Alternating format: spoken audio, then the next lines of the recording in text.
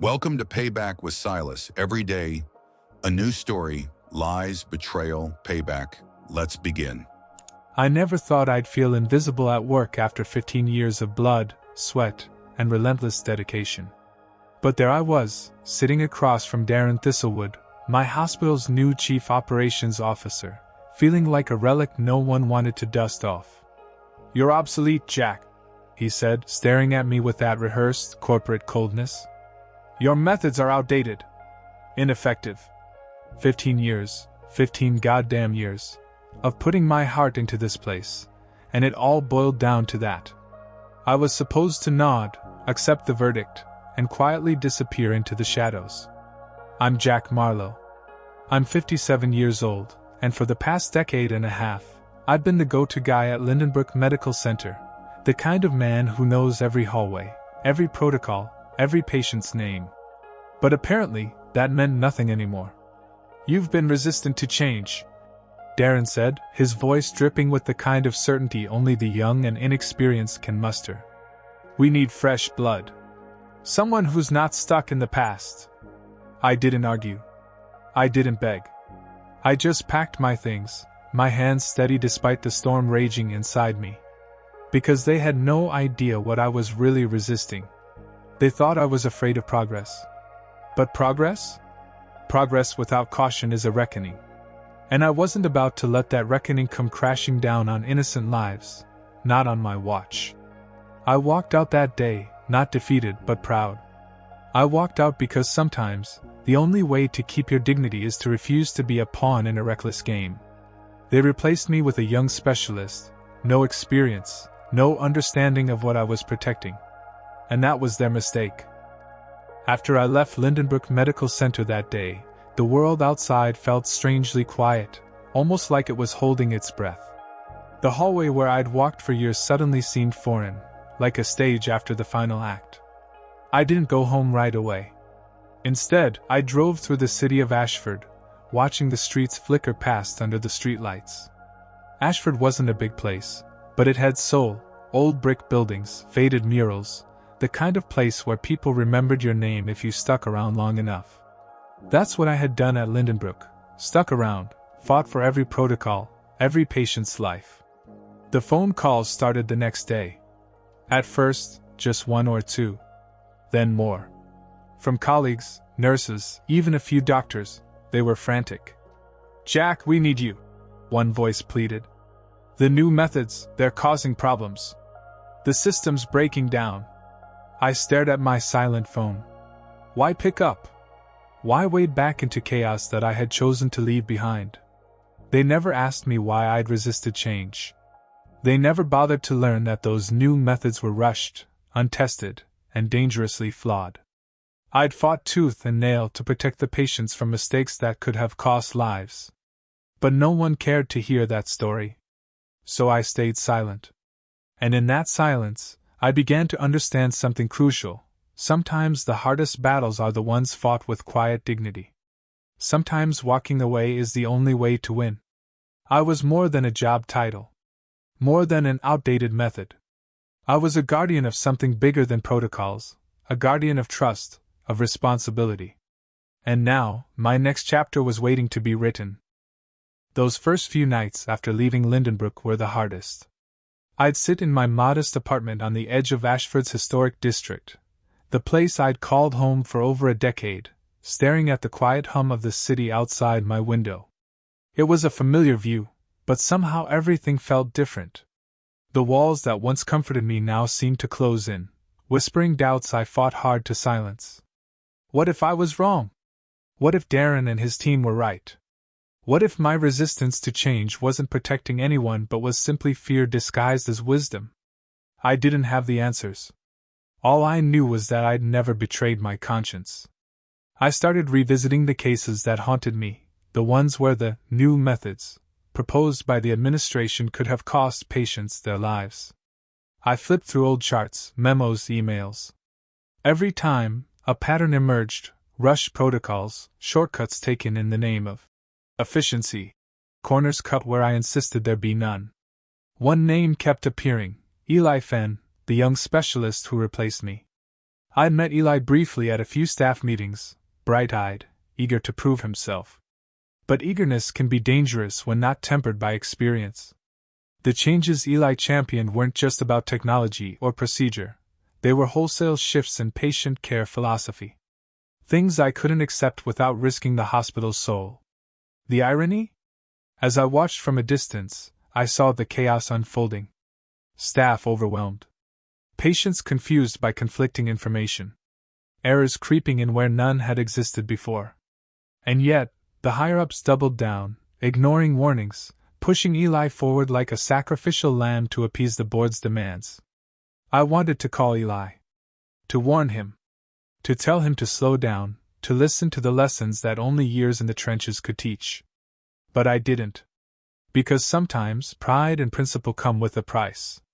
And I was paying mine.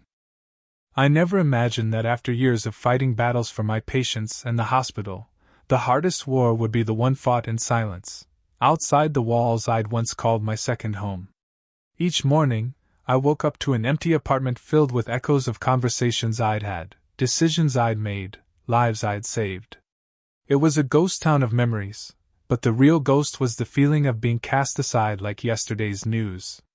I'd never been one to beg for respect or recognition. My work was my statement. But the sting of being declared obsolete cut deeper than I expected.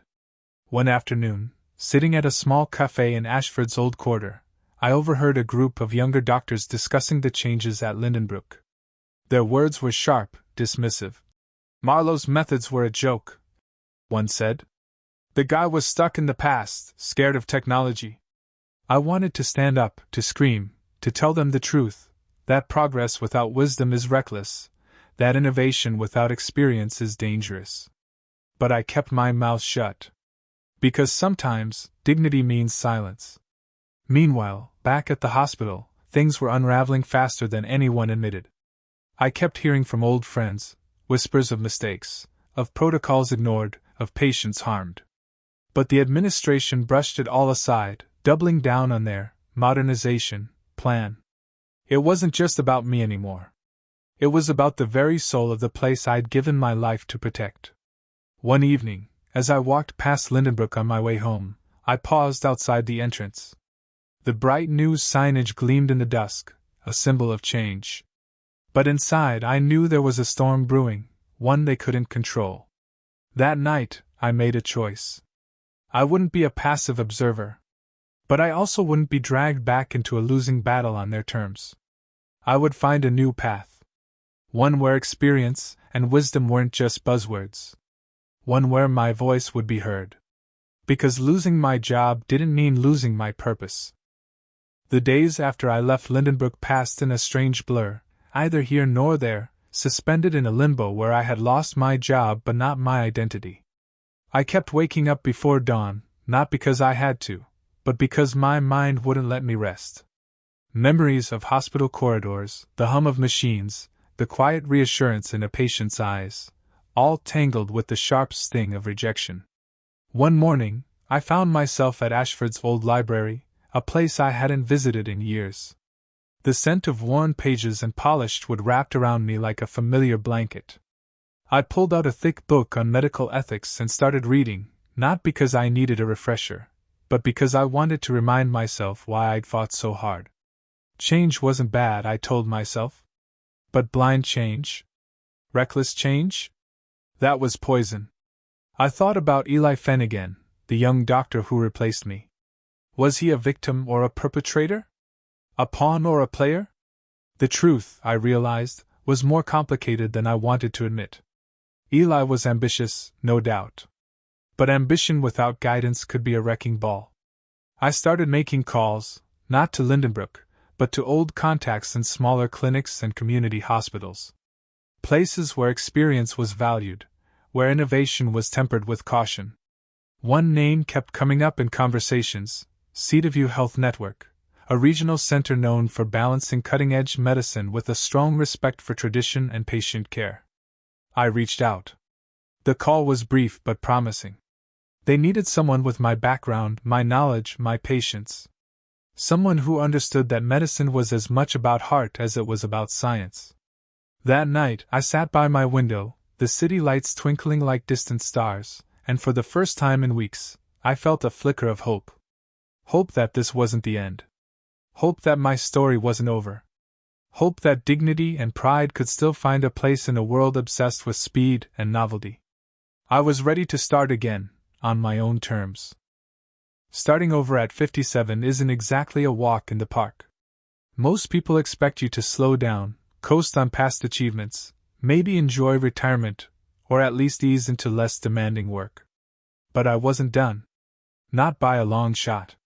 When I walked through the doors of Cedarview Health Network for the first time, I felt the weight of all those years at Lindenbrick still sitting heavy on my shoulders. The building was smaller, more intimate, nestled in the rolling hills outside the city.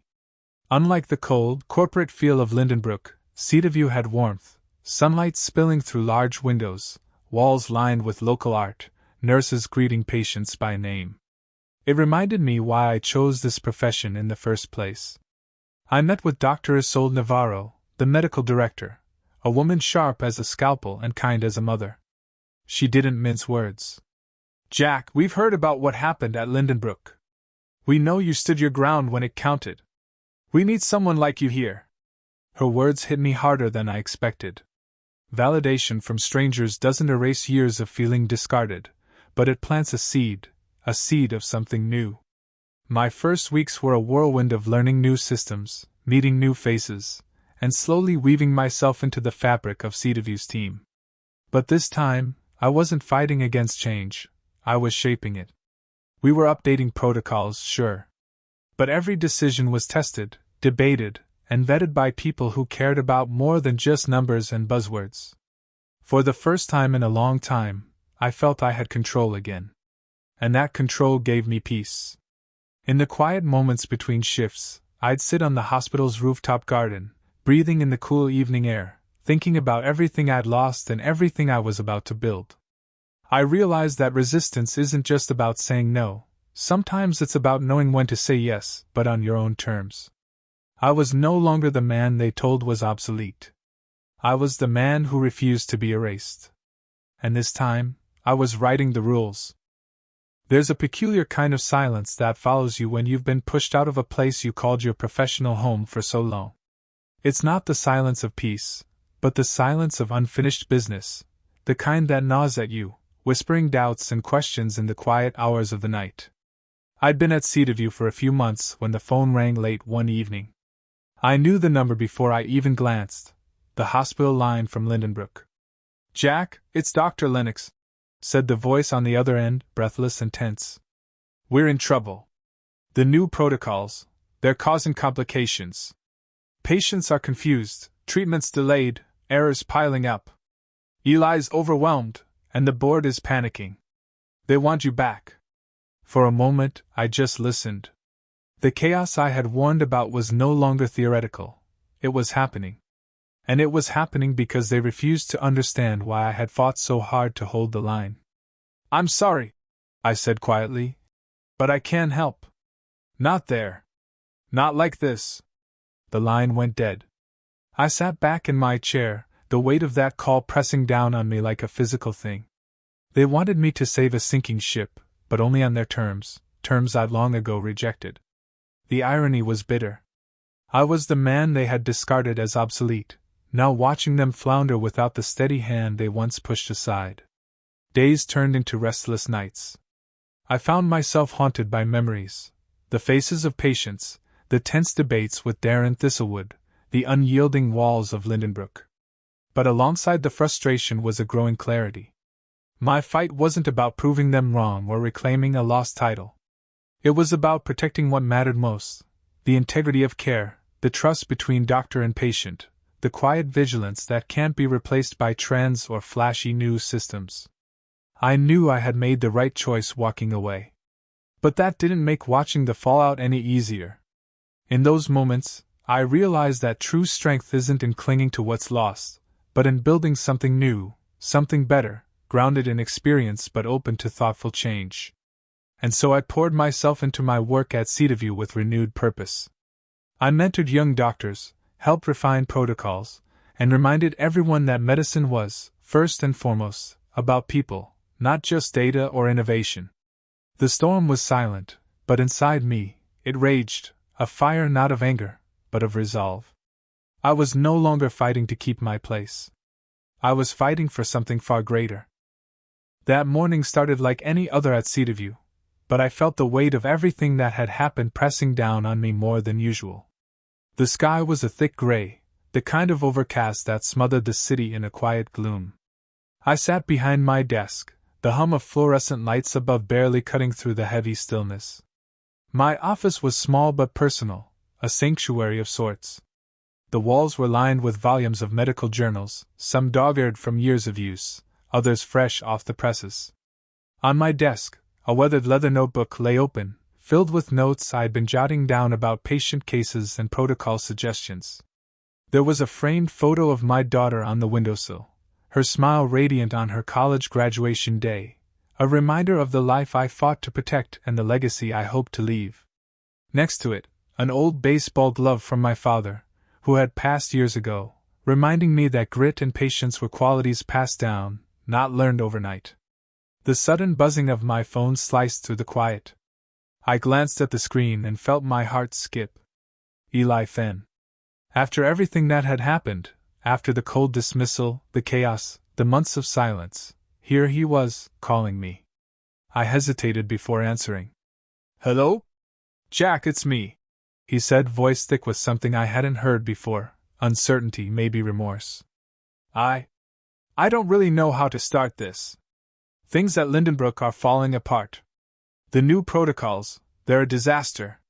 Patients are getting worse, staff are exhausted, morale's in the gutter, and the board is breathing down my neck for answers. I sat back, feeling the gravity of his words. The chaos I'd feared, the consequences I'd warned about, were playing out right before my eyes. "Eli," I said slowly, "what you're describing, this isn't a failure of progress. It's a failure of haste and disregard for experience. Medicine isn't just about adopting the newest method. It's about understanding the risks, the people, the consequences. Have you been listening to the staff? The nurses, the senior doctors?" There was a pause. "No," he admitted quietly. "I thought I knew better. I thought I had to prove myself by pushing forward, fast and hard. I didn't realize how much I was hurting the very people I was trying to help." I could hear the vulnerability behind his words. The arrogance that had once blinded him was now cracking. "Eli, it's not too late," I said, leaning forward. "But you have to be willing to slow down. To admit when you don't have all the answers. To learn from those who've walked this path before. I'm not saying it will be easy, but it's necessary." His voice caught. "Can you help me? Really help? I don't want to fail these people anymore." For a long moment, I thought about Lindenbrook, the betrayal, the anger, the hurt. But I also thought about why I became a doctor in the first place. Not for titles, not for politics, but for the patients. For the fragile trust they place in us every day. "I can't come back there," I said firmly. "Not under those circumstances. But I'm willing to guide you from here. If you're ready to listen." He agreed immediately, relief flooding his tone. What followed was a slow, painstaking process. Late-night phone calls filled with honest, sometimes difficult conversations. We reviewed cases together, analyzed mistakes, rewrote protocols. I reached out to some of my former colleagues still at Lindenbrook to quietly support the changes. It wasn't about reclaiming my position. It was about protecting lives. And little by little, the hospital began to heal. The chaos ebbed. Trust returned. That moment, when a bridge burned by pride was rebuilt with humility and collaboration, was when I knew I hadn't lost. I had simply chosen a different kind of victory. Weeks turned into months, and slowly, the pieces started to fall into place, like a fragile puzzle that required patience and care. Every morning at Cedarview, I walked the halls with a renewed sense of purpose. The place was different from Lindenbrook, smaller, quieter, but alive with a spirit of genuine care that I hadn't realized I'd been missing. Nurses greeted me with warm smiles, patients nodded with trust, and the younger doctors, some wary at first, were beginning to see me not as a relic of the past, but as a mentor. One afternoon, I found myself in the break room with a young resident named Micaiah, a sharp, ambitious woman with a chip on her shoulder from the pressures of proving herself. "Dr. Marlowe," she said, handing me a fresh cup of coffee, "I heard about what happened at Lindenbrook. People said you were too stubborn to change, that you held them back." I smiled wryly, stirring my coffee. "Sometimes being stubborn means protecting what can't be sacrificed. But I won't lie, change is necessary. The trick is knowing what to hold on to, and what to let go." She nodded thoughtfully. "It must have been hard. Harder than you can imagine," I admitted. "But you learn that medicine isn't just science, it's art, patience, respect for those who came before, and a willingness to listen. Especially to those who don't always have a loud voice." As the days passed, my quiet influence grew. Together with the team, we revised protocols, focused on patient-centered care, and restored a culture where experience and innovation coexisted, not competed. But the real test came when Lindenbrook reached out again, this time through a formal invitation for me to speak at a conference they were hosting on medical ethics and patient safety. The board wanted to see if the old guard could offer lessons to the new generation. I stood backstage the night before, staring at the packed auditorium filled with doctors, administrators, and students. I wasn't sure if I was nervous or angry or hopeful. When I stepped to the podium, I took a deep breath and looked out at the sea of faces. "I'm not here to condemn change," I began, "but to remind us all that progress without wisdom is a ship without a rudder. That respect for experience is not an obstacle, but a compass. And that our patients deserve nothing less than our full commitment, heart, mind, and soul." The applause wasn't thunderous, but it was sincere. And in that moment I felt something I hadn't in years, that my voice mattered. That my fight had meaning. That I was finally home. It was a quiet Sunday morning when I finally understood that I was free, truly free. The sun poured golden light through the windows of my modest home in Ashford, illuminating the small garden I'd been tending in stolen moments between shifts. The scent of fresh earth and blooming jasmine filled the air, grounding me in a way the sterile hospital corridors never could. My phone buzzed. A message from my daughter. "Dad, Mom, and I are coming to visit next weekend. Can't wait to see you." A smile tugged at my lips. For years, my work had pulled me away from family moments, from the simple joys that mattered most. Now I had space to heal, to reconnect, to live. I thought back to that cold day at Lindenbrook, when Darren Thistlewood told me, "Your methods are outdated, ineffective."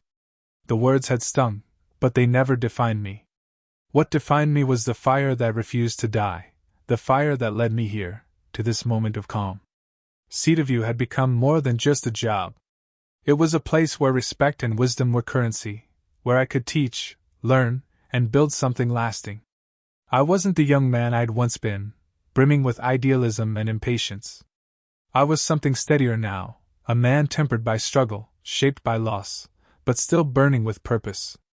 That afternoon, as I sat on my porch watching the sunlight dance on the leaves, my phone rang again. It was Eli. "Jack," he said, his voice steady and sincere. "Thank you for everything. I've learned more from you than I ever expected. You saved more than patience, you saved me." I leaned back in my chair, feeling a deep sense of peace wash over me. Sometimes, the greatest victories aren't loud. They don't come with fanfare or headlines. They come quietly in the moments when you reclaim your dignity, your purpose, and your life. And that was my revenge, not against those who cast me aside, but against the doubt, the pain, the erasure of my worth. I won by simply being myself. By holding on to what mattered.